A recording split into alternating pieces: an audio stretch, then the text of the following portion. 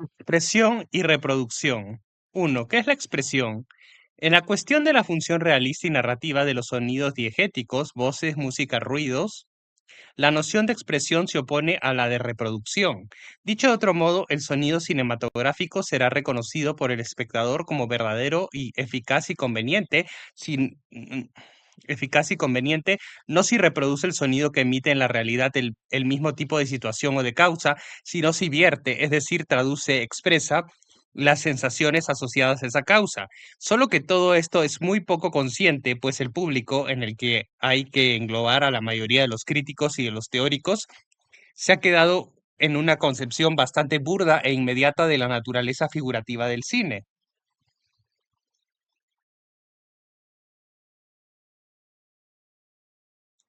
Leonardo da Vinci anotó en su cuaderno de notas una observación que sintetiza muy bien el problema. Si un hombre salta sobre la punta de los pies, su peso no hace ruido alguno. El autor de la Gioconda verificaba pues con extrañeza que el sonido no revela el peso de la persona, como si tuviese una vocación especial para hacerlo.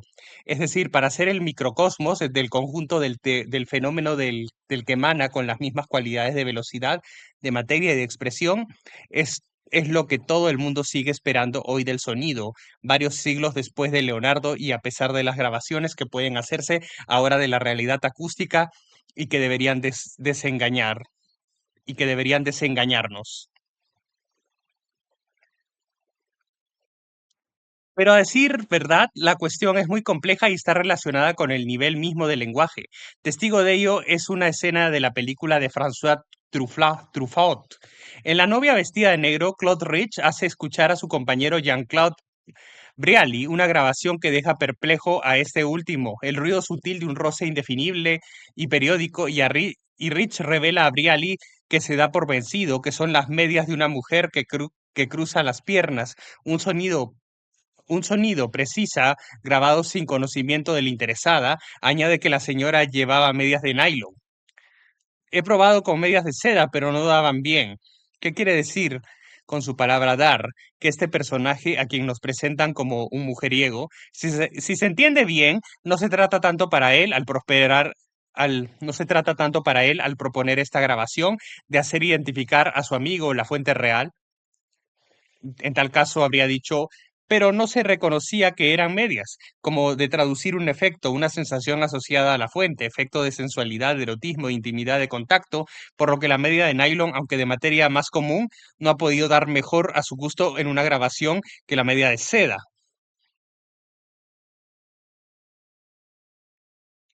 El vividor, interpretado por Claude Rich, ha experimentado, pues, que el ruido no da su causa. La seda no hace un ruido que exprese ipso facto la sensualidad de la seda, el lujo y el tacto de la seda, pero también ha tenido, sin extraer consecuencias de ello, otra experiencia, que el ruido mismo de las medias de nylon necesita para convertirse en evocador, es decir, para dar la compañía de una explicación verbal. Una conclusión que el mismo Truffaut debió de extraer cuando necesitó producir el sonido que oímos en la película y que es probablemente labor de un montador sonoro, pues puede deducirse en este ejemplo extraído de un filme que una de las dos lecciones de la experiencia, la media de nylon da mejor que la media de seda, oculta la otra. Ambos ruidos necesitan ser nombrados para remitir su fuente, mientras que acumulándose no se designan y no disipan la ilusión común de la que ambas proceden, la de una narratividad natural de los sonidos. En la creencia común, pues, sigue, en la creencia común, pues, sigue prestándose al ruido la doble propiedad, no solo de narrar objetivamente por sí mismo la causa de la que emana, sino también la de despertar las impresiones ligadas a esta causa. Al sonido de una caricia se confiere, por ejemplo, a priori, no solo la virtud de decir que se trata de una piel rozando con otra piel, sino también la de decirlo con sensualidad y no clínicamente. Creencia decir verdad, verdad mágica como cuando se imaginaba que la imagen de la gente se llevaba consigo algo de su alma. En una escena de Hijos de un Dios menor, William Hurt interroga a su amante sordomuda que lee sus gestos y de sus movimientos de labios. Lleno de curiosidad sobre lo que ella puede sentir, le pregunta qué es para ella un sonido que no puede oír, como el sonido de una ola. What a wave sound like. Y ella imita con sus dos manos abiertas el gesto de acariciar su propio cuerpo, y él enamorado pero igualmente obsequioso para con los sonidos, se extasía así exactamente como suenan, afirma, That's the way, that's what they sound like. Mien- Mientras que lo que imita Marie Matlin nada tiene que ver con el sonido de las olas, sino que narra más bien la ola en general, o más bien la ola y mi cuerpo. Dos, lo expresado en una bola de sensaciones. ¿Por qué es así y por qué tendría que dar los sonidos solo sus fuentes? Creencia de la, la que gentes como los sonorizadores están evidentemente desengañados por completo. Sin duda porque al ser poco objetivados, poco nombrados y poco delimitados, a pesar de una empresa de nominación que encuentra por otra parte viva resistencia, los sonidos atraen sobre ellos por magnetismo ligado a todo lo difuminado y lo desconocido que los rodea, afectos de los que, a decir verdad, no son especialmente responsables.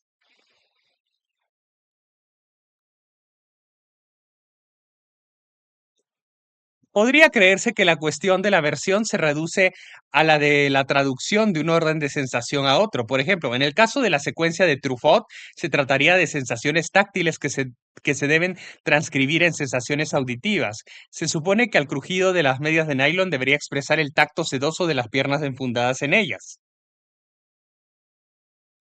Pero el cuidado por la expresión en realidad se aplica a percepciones que no pertenecen a ningún sentido en particular. Cuando Leonardo da Vinci se extrañaba de que el sonido no acusase la caída del cuerpo humano, pensaba no solo en el peso del cuerpo, sino también en su masa, así como en la sensación de caer, en el choque que esto origina sobre quien recae, etcétera. En resumen, en algo que no puede reducirse a un mensaje sensorial simple. Es por lo que en la mayoría de las películas que muestran caídas se nos hace oír en contradicción con la experiencia de la realidad. Grandes estruendos. eh, es por lo que en la mayoría de las películas que muestran caídas se nos hace oír, en contradicción con la experiencia de la realidad, grandes estruendos encargados de dar, por su volumen sonoro, el peso, la violencia y el dolor.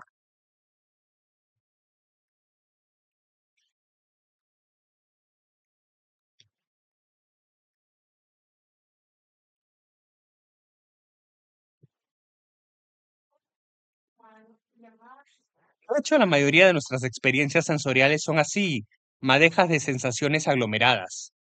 Es por la mañana, abro los postigos de mi habitación, me llegan de golpe como en cascada imágenes que me deslumbran, una sensación de luz violenta en la córnea, el calor del sol si hace un buen tiempo y los ruidos exteriores que me hacen más fuerte.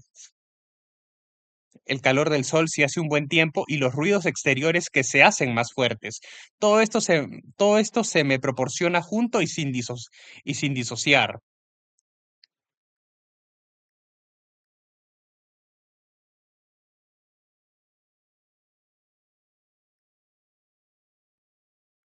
También hemos citado ya en la actual TUE el ejemplo del coche que pasa velozmente cerca de nosotros mientras estamos al borde de una carretera. En nuestra impresión súbita se aglomeran el ruido que viene de bastante lejos y que una vez pasado el coche tardará cierto tiempo en desaparecer, con la percepción de una vibración del suelo, el vehículo atravesando el campo visual, sensaciones de desplazamiento del aire, de cambio térmico, etcétera.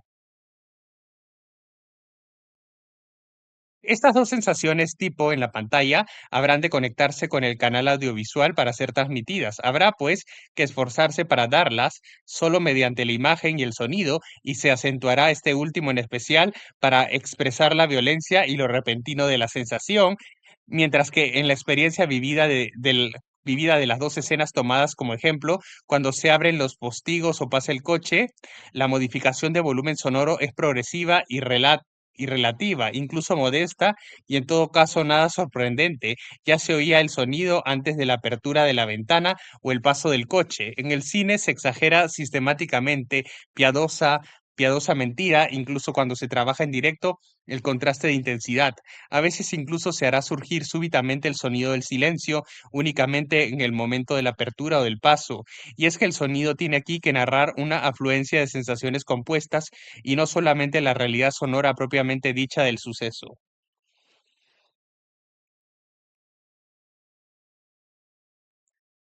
Son problemas de representación, problemas pictóricos en el sentido clásico, descuidados por cierto análisis textual de las películas que considera adquirida y cerrada la dimensión figurativa del cine, sin duda para facilitarse la tarea y abordar directamente problemas narratológicos en los que se encontraba un terreno conocido en un campo ya balizado por la investigación literaria. Si concedemos por nuestra parte tal importancia a estas cuestiones, no sin molestar o asombrar a algunos de nuestros estudiantes, es porque creemos que el cine puede recuperar abordándolas, poniéndose de nuevo en juego como simulacro una nueva juventud.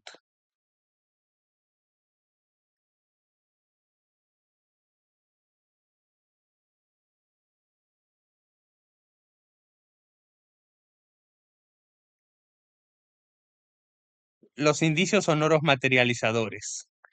Un sonido de voces, de ruidos o de música conlleva siempre cierto porcentaje de indicios sonoros materializadores, de cero a una infinidad, y la presencia de estos en mayor o menor cantidad ejerce siempre una influencia sobre la percepción misma de la escena mostrada y sobre su sentido, ya lo atraiga hacia la materia y lo concreto, y ya favorezca por su discreción una percepción etérea, abstracta y fluida de los personajes en la historia.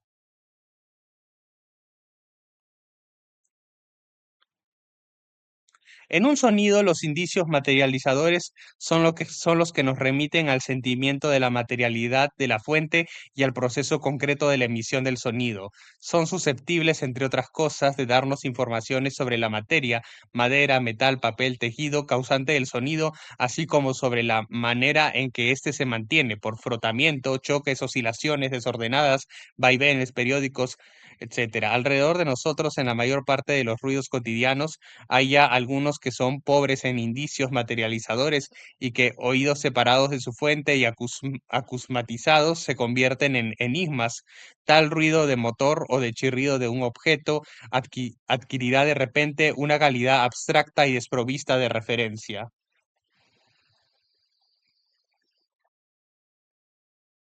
Es evidente que en muchas culturas musicales el fin perseguido por el instrumentista o el cantante en su proceso de perfeccionamiento es depurar al máximo los sonidos que produce de todo indicio materializador, ruidos de soplos, de frotamientos, de chisporroteos u otra vibración adventicia ligada a la emisión de la nota. Incluso si intenta conservar mínimamente un resto exquisito de materialidad y de ruido en el vuelo del sonido. El esfuerzo del músico procura separar bien este último de su casualidad. Otras culturas musicales, ciertas músicas africanas, por ejemplo, persiguen a la inversa en el perfeccionamiento instrumental o vocal, enriquecer el sonido instrumental con ruidos suplementarios que acusen, en lugar de disimularlo, el origen material del sonido. La noción muy compleja y cultural de ruido está, por otra parte, ampliamente ligada a esta cuestión de los indicios materializadores. En el contrato audiovisual, un medio eminente de escenificación, de estructuración y de dramatización consiste en la dosificación de los indicios sonoros materializadores dosificados que se controla en la fuente por el modo de producir y de grabar los ruidos en el rodaje o también en postsincronización.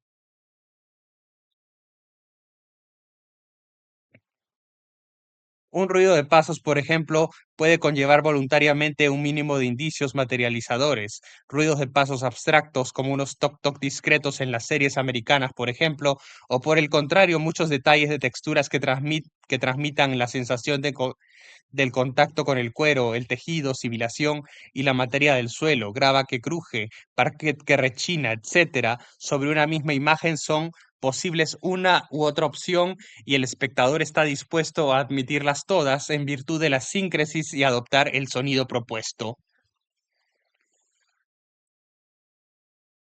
Al principio de mi tío, es decir, la escena en la que los Arpels se levantan por la mañana, los pasos del pequeño producen en el cemento del jardín un crujido simpático y concreto, materializado, mientras que los de su padre, un hombre grueso y desdichado, solo suenan como un pequeño ding, débil e irreal. Los indicios sonoros materializadores consisten con frecuencia en desigualdades en el mantenimiento del sonido, los cuales denotan una resistencia, un obstáculo, una sacudida en el movimiento o en el proceso mecánico. Puede ser también en una voz la presencia de respiraciones, de ruidos bucales o de garganta, pero también alteraciones en el timbre, cascado, alterado, chirriante, etcétera. Para un sonido de instrumento musical será la presencia de ruidos, de aplicaciones, de desigualdades, de frotamiento, de soplo, de crujido, de clavijas, etcétera. Una sonoridad desafinada en una pieza para piano, una emisión falsa en un fragmento vocal, tienen igualmente un efecto materializador sobre la escucha del sonido. Devuelven, por decirlo así, el sonido al emisor, acusando el trabajo del emisor y sus defectos en lugar de hacerlo olvidar en beneficio del sonido de la nota tomados por sí mismos.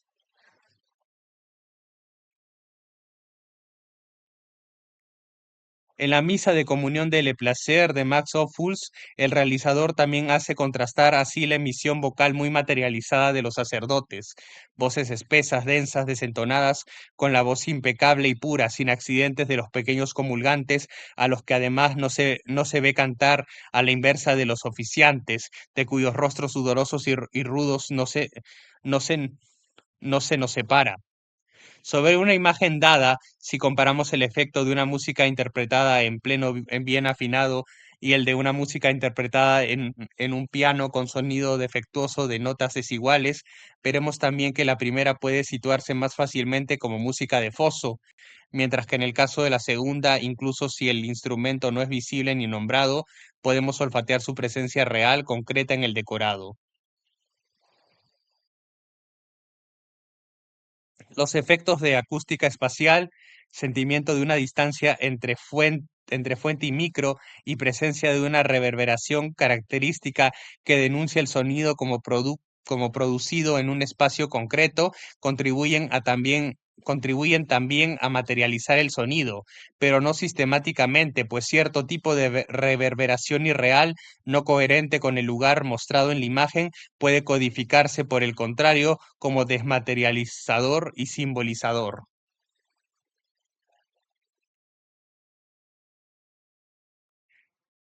El refuerzo o la estilización, por el contrario, de los indicios materializadores en los sonidos contribuyen a crear un universo y pueden adquirir un sentido metafísico. Bresson o Tarkovsky son aficionados a los indicios materializadores que los sumergen en el mundo real. Pasos cansinos de Sueco o zapatones en las películas del primero, toses sofocantes y respiraciones penosas en las del segundo, mientras que Tati, estilizándolos, nos da una percepción aérea, sutil. El clone de la puerta del restaurante en las vacaciones de Monsieur Hulot es abstracto, desmaterializado. En las películas con sonido directo, los cambios de color de la voz ligados a las condiciones de la toma de sonido, voz de espaldas o de frente, valen también como indicios materializadores, puesto que localizan esta voz en un espacio concreto y arraigan el sonido en un instante, una capa de realidad más sensible.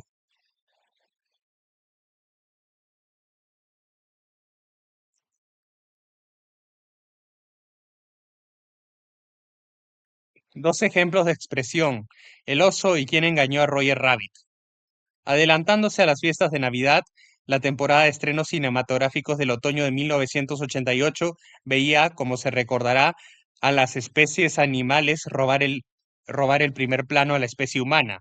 A la izquierda, un conejo en dibujos animados que dialogaba con personajes reales e ingresaba en el espacio humano, proyectando sombras en el suelo, golpeando paredes verdaderas, manipulando objetos sólidos. ¿Quién engañó a Roger Rabbit? De Robert Zemeckis. A la derecha, unos cientos de kilos recubiertos de esa piel que no hay que vender prematuramente se enmarcaban artísticamente en unos planos cuidados como aquellos en los que aparecen John Wayne o Gerald Depardieu. Era El oso de Jean-Jacques Annaud. En medio de la agitación producida alrededor de estos dos estrenos, se, reve- se revelaron, como de costumbre, algunos secretos de fabricación y de rodaje, pero pocas veces se evocaron los problemas que podía plantear el sonido de estas películas.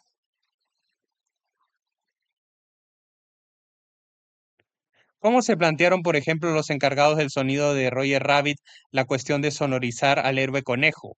Aparentemente, aunque solo es una hipótesis suscitada por la audiovisión del filme, partieron de lo que de paradójico tenía el concepto mismo de Toon, gráfico ostentosamente dibujado, pero modelado al mismo tiempo en tres dimensiones, por un medio de un juego de sombras y de volúmenes sobreañadido a una naturaleza lisa y tuvieron que preguntarse qué sonido podría producir esa criatura evolucionando en un universo concreto al caminar, deslizarse o tropezar. En el, sin embargo, ruidoso mundo del dibujo animado tradicional no se planteaba la cuestión. Se recurría en él a sonorizaciones síncronas y estilizadas análogas a las del circo que seguían la acción por medio de los símbolos sonoros de choques y movimientos, sin precisar de qué materia, de qué tejido estaban hechos los seres en movimiento. Observemos que algunos cineastas cómicos como Jack Stati o Blake Edwards se divirtieron tratando así, mediante el sonido, actores humanos. En Roger Rabbit ocurre lo contrario, puesto que aquí se trata de una sonorización que intenta discretamente dar una consistencia material a un ser gráfico. Los ruidos corporales de los Toons son aquí ligeros y el único momento del filme que conlleva un efecto sonoro destinado a ser advertido como tal por el público es aquel en el que la pulposa Jessica se frota contra el detective humano interpretado por Bob Hoskins. Cuando el cráneo de este último choca con el voluminoso pecho dibujado, se oye un shock con un sonido hueco que provoca carcajadas en la sala.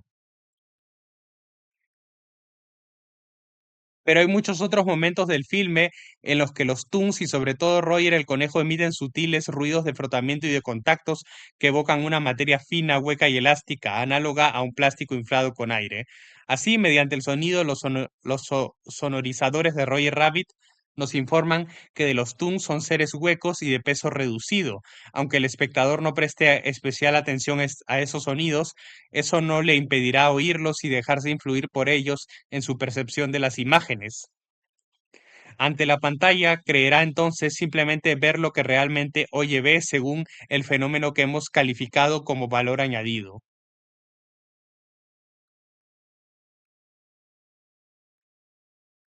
No es seguro que los diferentes creadores y técnicos que trabajaron en el oso alrededor de Jean-Jacques Anot tuvieran un proyecto tan alejado de los autores de la película americana, partiendo por supuesto del postulado inverso, unos osos verdaderos, domesticados, puestos en escena como actores humanos, solo que sabían que no basta filmar a un oso para obtener en la imagen en la imagen para obtener en la imagen la fuerza, el olor, el peso, la animalidad del oso y decidieron recurrir al sonido para que contribuyera a la expresión de todas estas cualidades.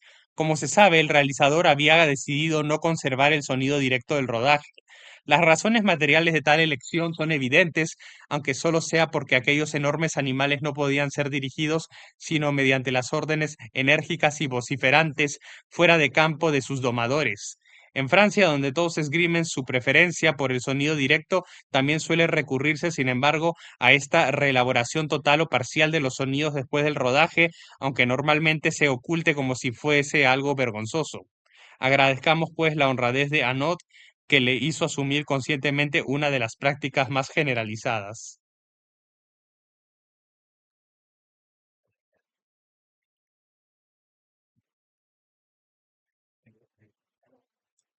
Así ha podido saberse que los gritos animales de su película habían sido reelaborados en el zoo y a veces incluso doblados por seres humanos, en especial los que sirven para expresar en las fauces del osito toda una gama de emociones antropocentristas.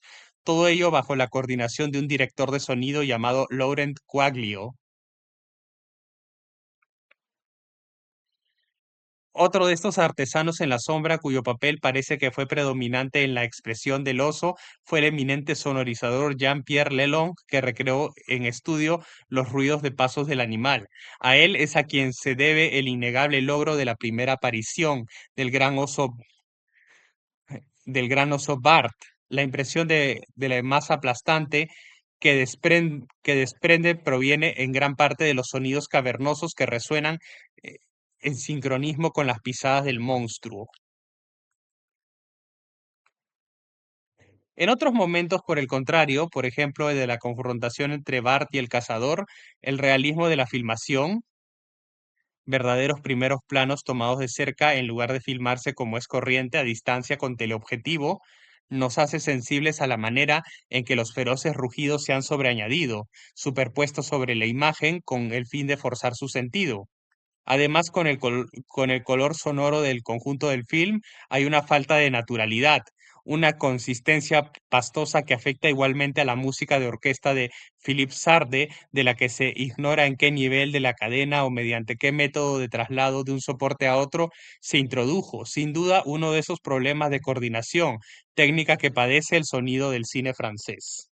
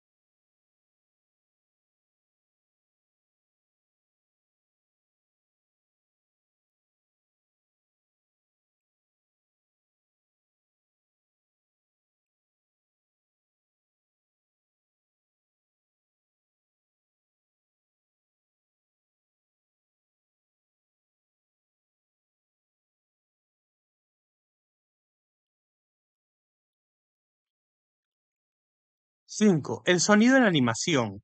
El sonido en la animación. Sonorizar los trayectos. En un volumen dedicado al nacimiento del sentido musical en el niño, dos investigadores, François de Lalande y Bernadette Celeste, han reflexionado sobre un fenómeno banal y menospreciado. Las producciones sonoras con las que los niños, cuando se divierten entre sí, puntúan sus juegos de desplazamiento de objetos, de muñecas.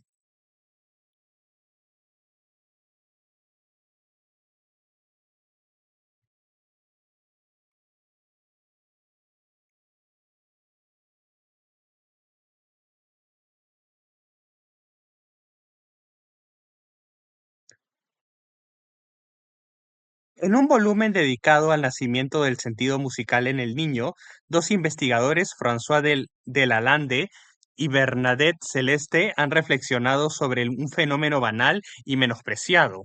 Las producciones sonoras con las que los niños, cuando se divierten entre sí, puntúan sus juegos de desplazamiento de objetos, de muñecas, de figuritas, de cochecitos, etc.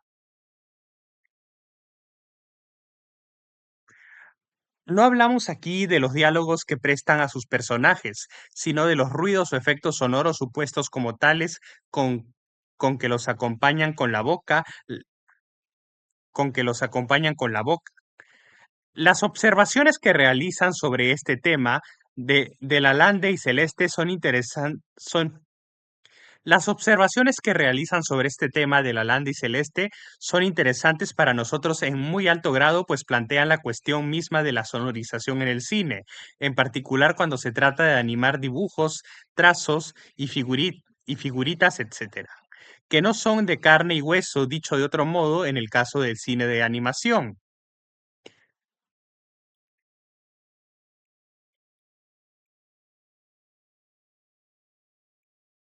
Unas veces verifican en efecto nuestros investigadores, estas emisiones vocales forman parte de un código de expresión del sentimiento, el O descendente que emite una pequeña cuando el personaje con el que juega se desgarra el vestido. O otras veces, especialmente en los juegos de chicos, los brr, brr, psh, y otras vocalizaciones labiales o faríngeas cumplen la función de sonorizaciones y puntuaciones sonoras para acompañar los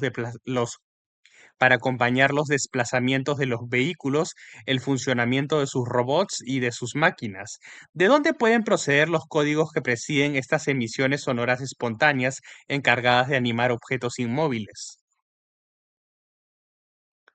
De la lambda y celeste han intentado, pues, deducir cierto número de funciones para estas emisiones vocales, entre ellas la de representar los movimientos y las fuerzas de los personajes y de las máquinas que intervienen en el juego, y eso, dicen, menos por una idea preconcebida de reproducción literal que según un simbolismo mecánico e incluso principalmente cinemático, movimiento.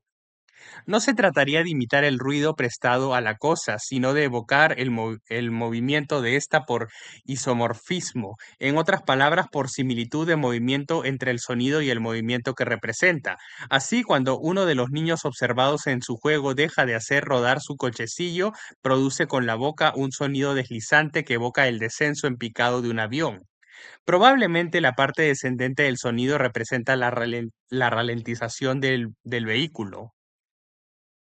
El sonido calca aquí más el movimiento, su diseño que el timbre del ruido que provendría, que supuestamente provendría del objeto.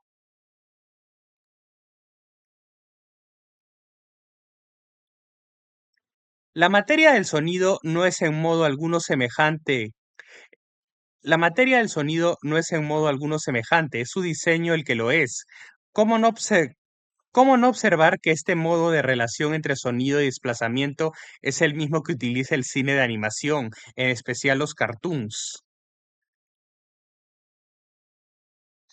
Tomemos de nuevo el célebre y banal procedimiento que consiste en acompañar la subida de una pendiente o de una escalera con una figura musical ascendente. Aunque el peso de una persona que sube no escale en sí mismo la gama de las alturas, lo que aquí se imita, pues, según un simbolismo espacial universal de los grados musicales, es el trayecto y no el sonido del trayecto. La mayoría de los desplazamientos y el cine de animación los incluye a menudo. La mayoría de los desplazamientos, y el cine de animación los incluye a menudo, se sonorizan de esta manera.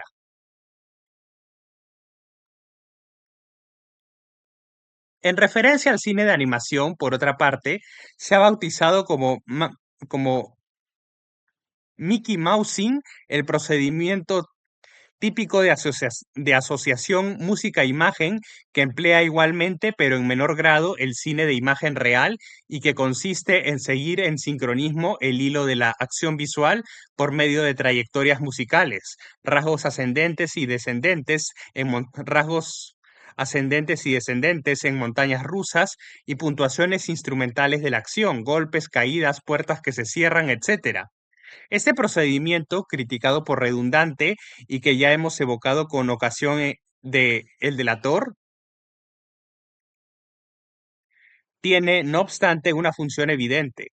Hágase la experiencia de mirar un filme de Tex Avery sin el sonido y especialmente sin su parte musical. Las figuras visibles mudas chocan entre sí, se imprimen mal en la percepción, corren demasiado a prisa, a causa de la relativa inercia del ojo y de su pereza comparadas con la agilidad del oído para identificar y memorizar figuras móviles. El sonido es el impresor de las sensaciones visuales rápidas y por eso se ocupa más de los trayectos cuya percepción visual apoya que de su propia materia.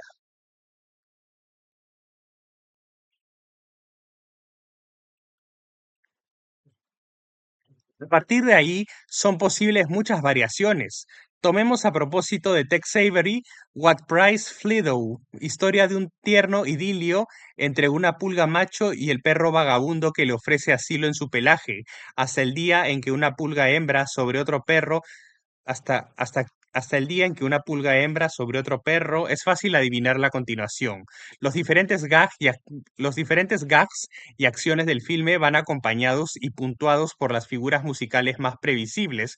Cuando la pulga salta, salta también una música con ella, como en el circo, pero en ciertos momentos, mediante pequeños toques dispersos y diabólicos, lo real y lo corporal resurgen en el nivel de los sonidos. Por ejemplo, cuando un perro grande de la ciudad aplasta a la pulga bajo su pata, esto causa un ruido de aplastamiento, discreto pero verdadero, como el que evocábamos a propósito de la piel, de sazón, o cuando el perro errante se siente feliz al encontrar de nuevo a Homer, que vuelve a él con una nueva, con, que vuelve a él con una numerosa familia, ante la perspectiva de proteger a toda aquella prole. El animal de cartoon jadea de placer y el jadeo es concreto, realista, canino. La animalidad en, la animalidad en Tex Avery siempre está a la vuelta de la esquina y el sonido, el indefinible sonido, que es a la vez tan preciso y tan agudo en la percepción que tenemos de él y tan abierto en todo lo que puede narrar, penetra en el universo tranquilizador, cerrado y sin complicaciones del cartoon como una gota de realidad, una angustiosa gotita de realidad.